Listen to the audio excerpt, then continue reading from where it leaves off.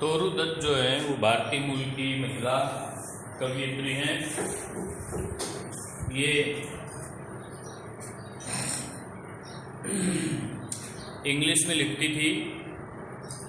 उनके पिताजी एक कलकत्ता के धनी व्यक्ति थे और उनकी माँ को जो हिंदू माइथोलॉजी है उसका गहरा ज्ञान था। तोरू दत्त की माँ को हिंदू माइथोलॉजी का गहरा ज्ञान था। ये जो परिवार जो इनका था वो पाश्चात्य चकाचौंध से बड़ा ही प्रभावित था और इन्होंने क्रिश्चियनिटी अपना ली, यानी ईसाई धर्म अपना लिया था। लेकिन तोरू दत्त पर जो भारतीय एपिक्स और माइथोलॉजी हैं उनके लिए बड़ा गहरा आकर्षण रहा, यानी इंडियन माइथोलॉजी एंड एपिक्स इनके लिए बड़ा आकर्षण रहा। उन्होंने रामायण पढ़ी, महाभारत, विष्णु पुराण और भगवत गीता पढ़ी। उनकी जो इमेजिनेशन जो थी वो इन्हीं इंडियन क्लासिक के आधार पर शेप हुई। उनकी इमेजिनेशन इन्हीं इंडियन क्लासिक्स के आधार पे शेप हुई थी और उनका जो लिटरेचर है, साहित्य है, वो इंडिया की जो कल्चरल हेरिटेज है उससे भरा पड़ा है उनका साहित्य। ये जो कविता है वो एक छोटी सी सोनेट है। सोनेट 14 पंक्तियों की एक कविता होती है। Sonnet is a short poem of 14 lines और ये एक पेट्रार्कन सोनेट है। सोनेट दो तरह की होती है, एक तो पेट्रार्कन और दूसरी शेक्सपियरियन सोनेट। सबसे पहले पेट्रार्कन सोनेट इंग्लिश लिटरेचर में प्रचलन में आई, उसके बाद में शेक्सपियरियन सोनेट प्रचलन में आई थी। और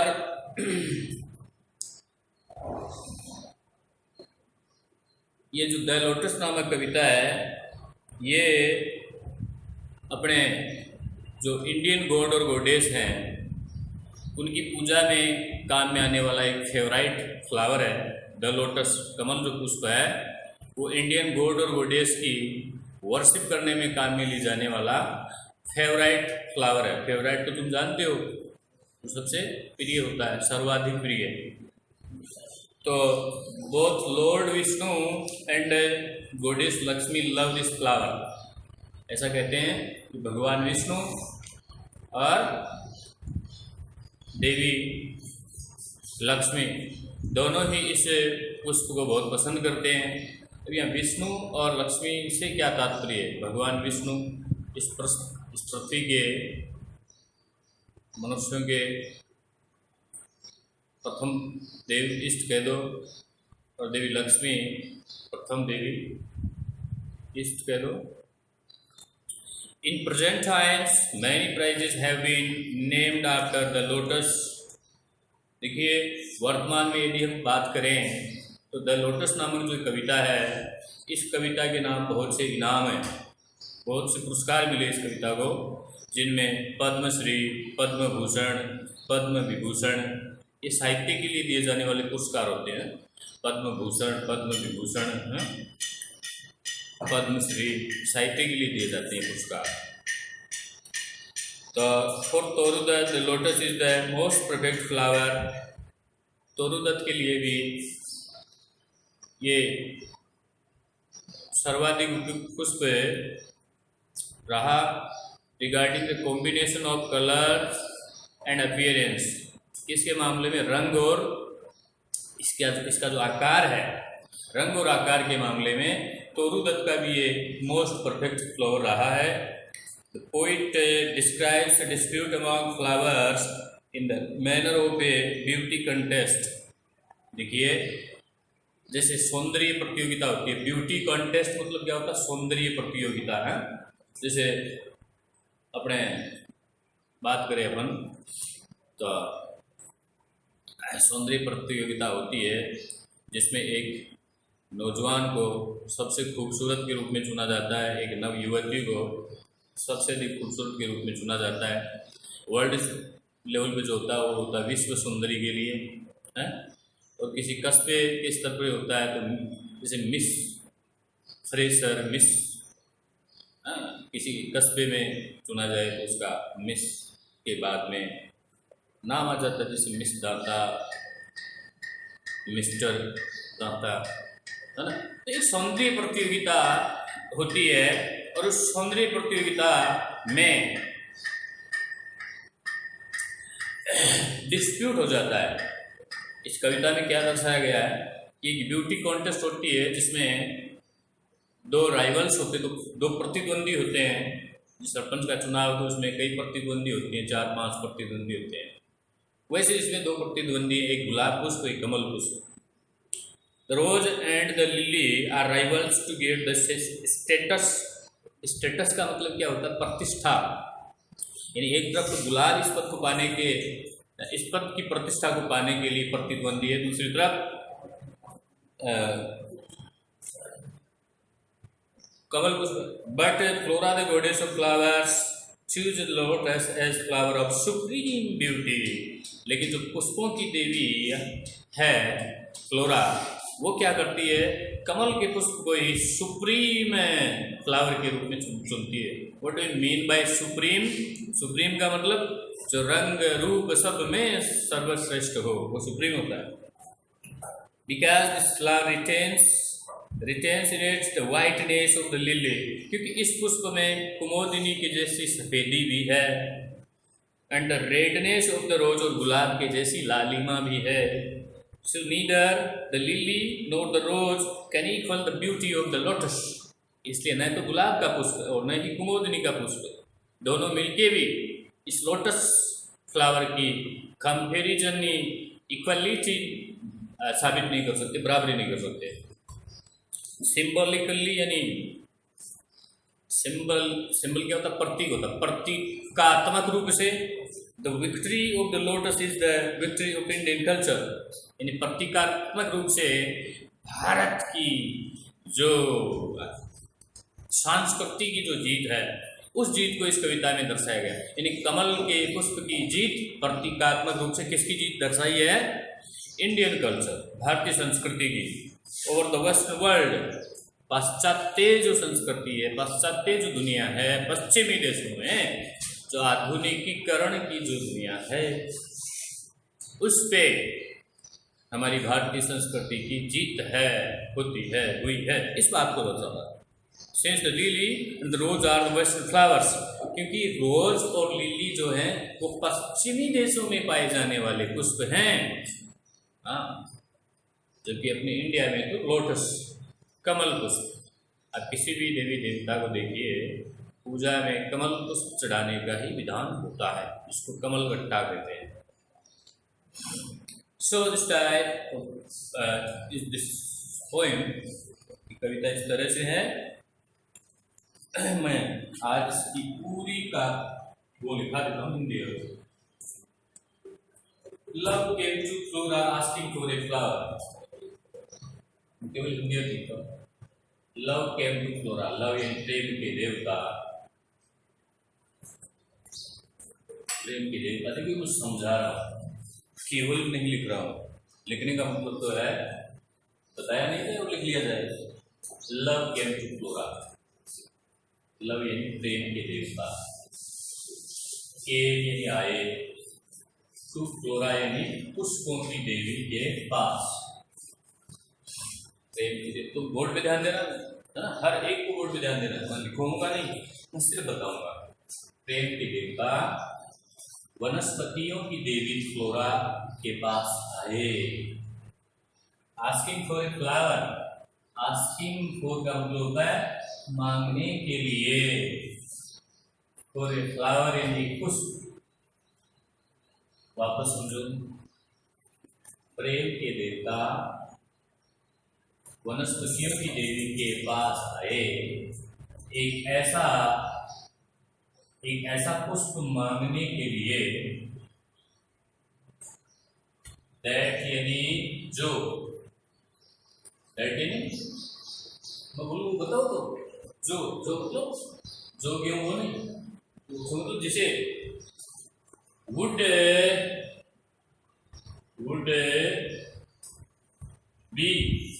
बी यानी बन सके, क्या मतलब वुड बी यानी, अरे चीज ना पीछे का देगा तू, वुड बी यानी बन सके, वुड बी यानी बन सके, ऑफ फ्लावर्स यानी फूलों की, ऑफ यानी का की, ऑफ फ्लावर्स यानी फूलों की, अनडिस्प्यूटेड का मतलब निर्विवादित, क्या निर्विवादित का मतलब जिस पर कोई ऑब्जेक्शन नहीं करे, निर्विवादित का मतलब जिस पे कोई ऑब्जेक्शन करे ही नहीं। क्वीन यानी रानी, अब बताओ क्या मतलब हुआ, प्रेम के देवता वनस्पतियों की देवी के पास आए एक ऐसा फूल मांगने के लिए जो या जिसे फूलों की निर्विवादित रानी बनाया जा सके, सभी फूलों की निर्विवादित रानी बनाया जा सके, ऐसा फूल मांगने के लिए आए। लिखा द लिली एंड द रोज, यानी कुमुदिनी और गुलाब का पुष्प। लॉन्ग हैड बीन, लॉन्ग मतलब लंबे समय से, हैड बीन यानी रह चुके थे, रह चुके थे। राइवल्स का मतलब प्रतिद्वंदी रह चुके थे, दावेदार। राइवल्स मतलब दावेदार, हैड बीन यानी रह चुके थे, लॉन्ग यानी लंबे समय से।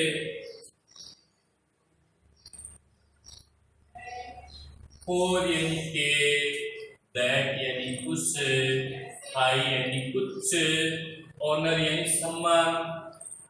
अरे वो किसके दावेदार रह चुके थे,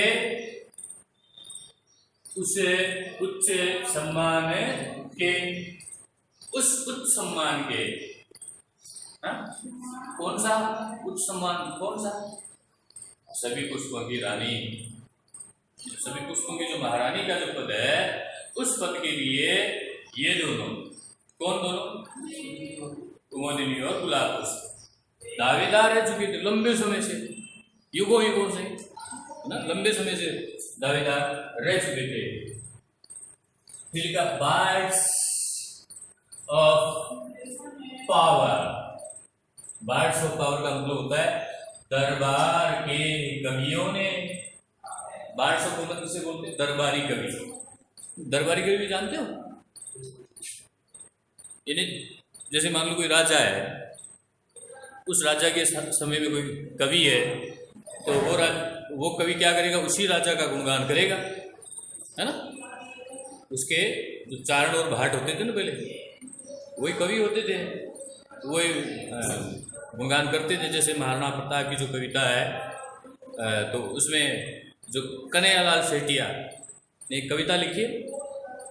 कन्हैयालाल सेठिया ने, हालांकि वो उसके महाराणा प्रताप के दरबारी कवि नहीं थे, चंद बरदाई पृथ्वीराज चौहान के दरबारी कवि थे, और अपने ये तानसेन थे, ये अकबर के दरबारी कवि थे, है ना। तो अपने राजा का जो गुणगान करे, जो दरबार में रह के, वही दरबारी कवि होता है। तो इसका मतलब क्या है, बर्ड्स ऑफ पावर, दरबारी कवियों ने, पावर का मतलब क्या, राजा।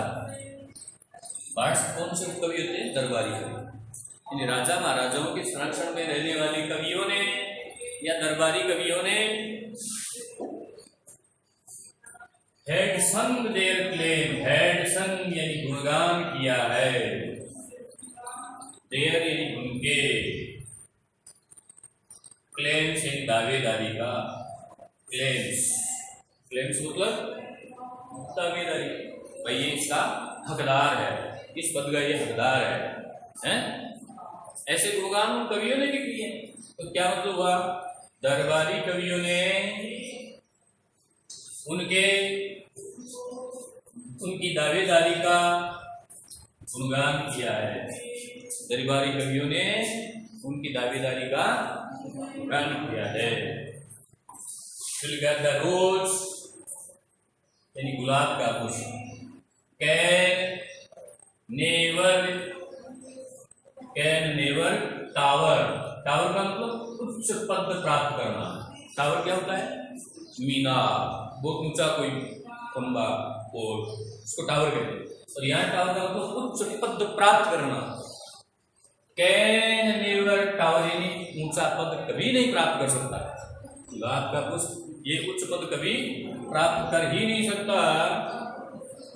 Like the pale lily, like the pale lily यानी पीले रंग की जो कुमोदिनी है, उस कुमोदिनी के जैसे सुंदर पुष्प के होते हुए, यानी कुमोदिनी के जैसा सुंदर पुष्प के होते हुए गुलाब का फूल ये उच्च पद कभी प्राप्ति नहीं कर सकता। यानी गुलाब का फूल जो है यह उस पद इस उच्च पद को कभी प्राप्ति नहीं कर सकता कुमोदिनी के जैसे फूल के होते हुए। इन कुमोदिनी के जैसा फूल जब है तो ऐसे फूल के होते हुए गुलाब का फूल इस उच्च पद को प्राप्त कभी नहीं कर सकता। With Juno mean, with her Juno mean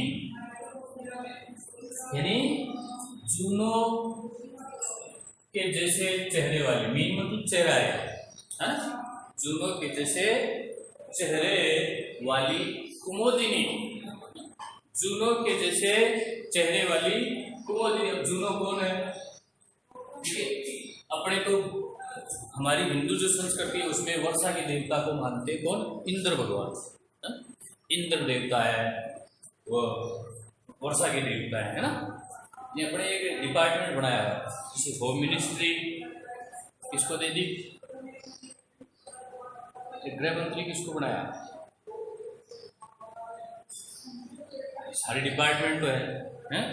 defence department Durga को दे दिया, देवी दुर्गा रक्षा मंत्री है। गणेश जी को, लक्ष्मी को, सरस्वती को शिक्षा मंत्री बनाया। वर्मा जी की पूरा शासन प्रक्रिया है उससे में सभी मिनिस्ट्री तो है, किसी को होम मिनिस्टर बना दिया, किसी को एजुकेशन मिनिस्टर बना दिया, किसी को फाइनेंस मिनिस्टर बना दिया, किसी को होम मिनिस्टर बना दिया, किसी को डिफेंस मिनिस्टर बना दिया है? और किसी को फाइनेंस मिनिस्टर मतलब वित्त मंत्रालय दे दिया। ऐसे तो वैसे ही मतलब पश्चिमी जो संस्कृति है उसमें वर्षा के देवता हैं जुपिटर और उनकी पत्नी है जुनो, और उसका चेहरा जो है पीले रंग का है, बड़ी खूबसूरत है वो, पीले रंग के चेहरे वाली बड़ी खूबसूरत है ना। एक कुमोदिनी का पुष्प भी वर्षा के देवता जुपिटर की पत्नी जुनो के जैसे चेहरे वाली है। तो इतने खूबसूरत कुमोदिनी के जैसे खूबसूरत पुष्प के होते हुए गुलाब का फूल तो ये उच्च पद कभी पा ही नहीं सकता, क्योंकि इससे पहले तो कुमोदिनी बैठी है। But is the lily lovelier, but लेकिन ये क्या, द लिली यानी कुमोदिनी लवलियर ये ज्यादा सुंदर थोड़ी है, लेकिन अब प्रश्न ये उठता है, लेकिन क्या कुमोदिनी ज्यादा सुंदर है गुलाब से? ये जरूर मुद्दा है, मुद्दा ये जरूर है। 10 इस प्रकार से 10 यानी इस प्रकार से बिटवीन फ्लावर फैक्शंस, बिटवीन यानी के बीच में, दो के बीच में, between flower factions, flower factions between flower factions यानी पुष्पों के समुदायों के बीच में दो दल हैं? एक साइड में कॉमरेडर, दूसरी साइड में बीजेपी दुनिया मंडल करके वो क्या कुमोदिनी देवी जीतेगी भाई, जीतेगी। दूसरी तरफ वो कह रहे हैं गुलाबी देवी, गुलाब का। तो ऐसे मतलब इस तरह से जो फूलों के जो फैक्शन है, फैक्शन का मतलब दल, समुदाय, उनके समर्थकों के जो दल हैं, समुदाय हैं, उन समुदायों के बीच में इस प्रकार से फूलों के दोनों दलों के बीच में या दोनों समुदायों के बीच में रेन द स्ट्राइफ, रेन यानी छिड़ गया, द स्ट्राइफ यानी युद्ध, स्ट्राइफ युद्ध कोई हथियारों से नहीं, वाक युद्ध, स्ट्राइफ इन यानी में साइकीज, साइकीज बावर, साइकीज बावर। यहाँ जो साइकी शब्द है वो मतलब ये जो वनस्पतियों का जो बगीचा उसके लिए आया है। साइकी शब्द किसके लिए आया है? बगीचे के लिए आया है। अब आज मैं इतना ही पढ़ाऊंगा, इस पूरी तरह मैं समझाता हूँ।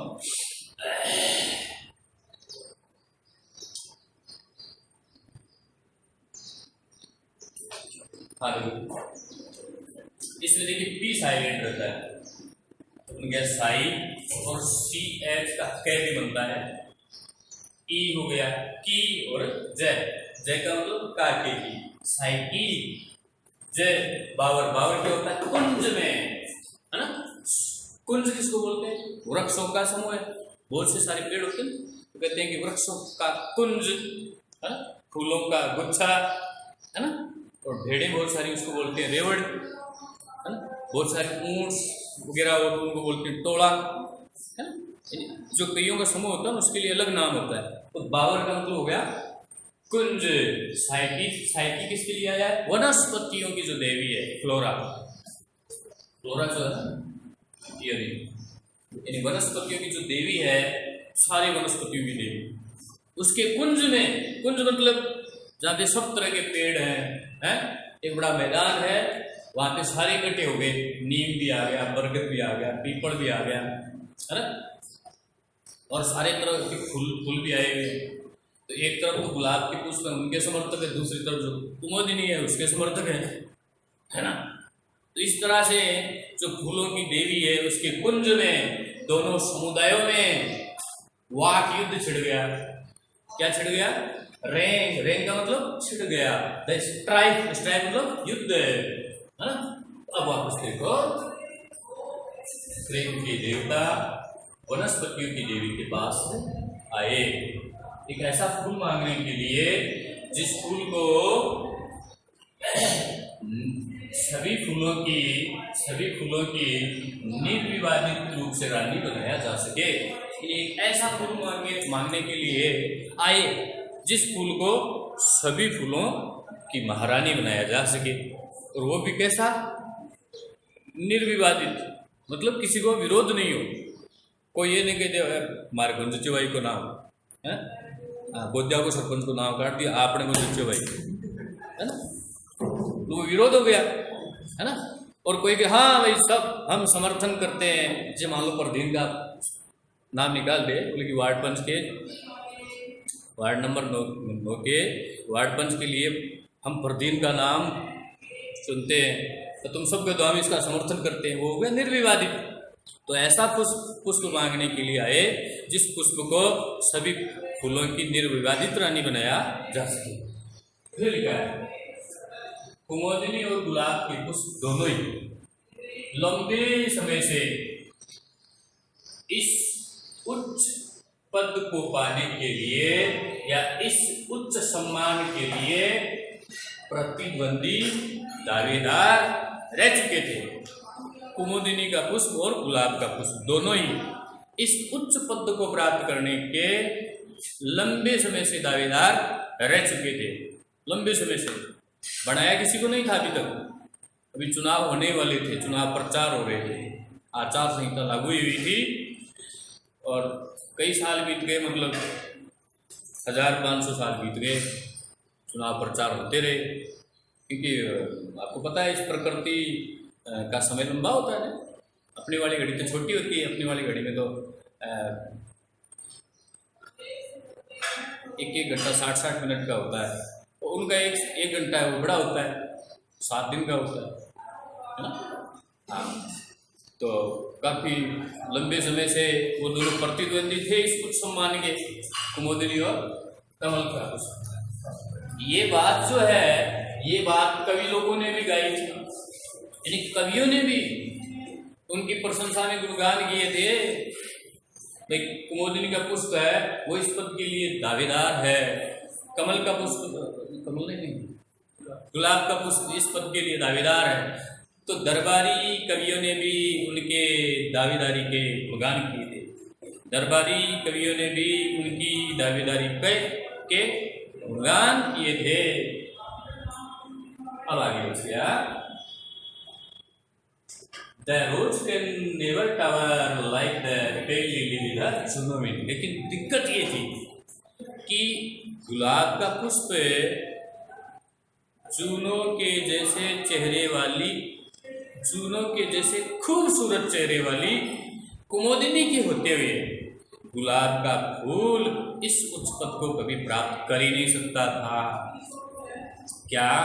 लेकिन चूनों के जैसे खूबसूरत चेहरे वाली कुमुदिनी के होते हुए गुलाब का फूल इस उच्च पद को कभी प्राप्त कर भी नहीं सकता। एक समस्या तो ये दावेदारी कर रहे थे कुमुदिनी वाले कि कुमुदिनी है वो चूनों के जैसे पीले खूबसूरत चेहरे वाली है, उसके होते हुए गुलाब का फूल इस उच्च पद को प्राप्त कर नहीं सकता। दूसरा क्या कर रहे थे, but is the lily lovelier, लेकिन क्या कुमुदिनी गुलाब से ज्यादा सुंदर है? ये कोई कंपैरिजन नहीं कर पा रहा था। मान लो कुमुदिनी बहुत सुंदर है, उसका चेहरा जो है वो जूनों की जैसा है, जुपिटर की पत्नी जूनों के जैसा है, लेकिन क्या गुलाब से ज्यादा सुंदर है क्या? इस बात को लेके फूलों के जो दोनों समुदाय थे, उन दोनों समुदाय में जंग छिड़ी हुई थी, युद्ध छिड़ा हुआ था। गुड्डार किथे फिड़ा पड़गो